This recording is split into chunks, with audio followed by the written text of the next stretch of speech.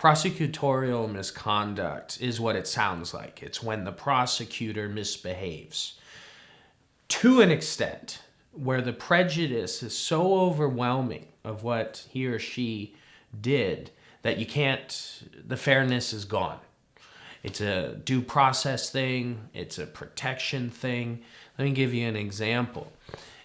Let's say at trial, the prosecutor in her closing argument says, "Members of the jury, you know the defendant's guilty because he wouldn't get up here and tell you his side of the story." Not allowed to do that. Not allowed to do that, right? A defendant has the right to remain silent throughout trial. It's a Griffin error, and that's prosecutorial misconduct. Another example is a DA says to a defense witness, "I know you're here illegally, and if you testify, I'm going to make sure that the authorities know about it."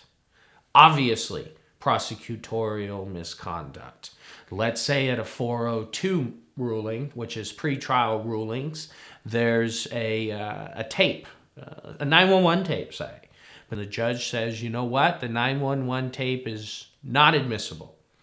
During trial, the prosecutor mentions the 911 tape and what it says.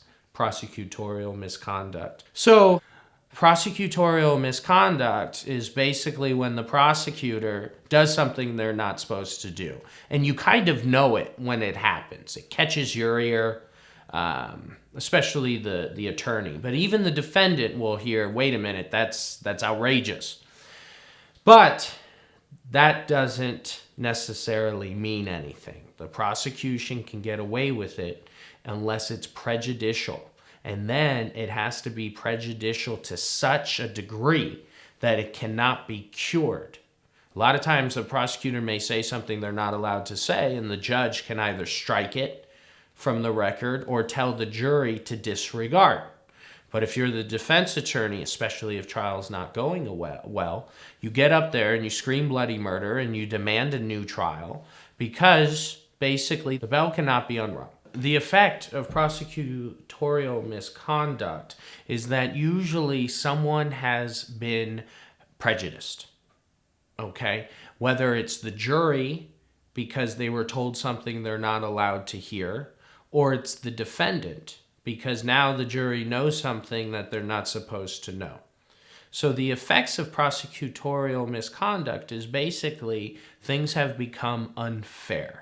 And the whole point of due process, and in my opinion, the definition of justice, is fairness.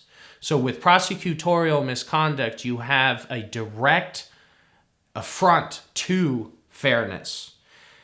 So the effects can be far-ranging. The prosecutor may say something they're not allowed to say, and then it's up to the judge, right? So depending on what the judge does, whether he just cures it with a jury instruction or declares a mistrial and you start from the beginning, it all depends on what was said and primarily depends on how much prejudice did it cause.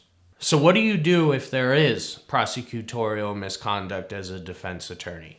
Well, let's assume that it's happening during trial because technically it can happen before trial.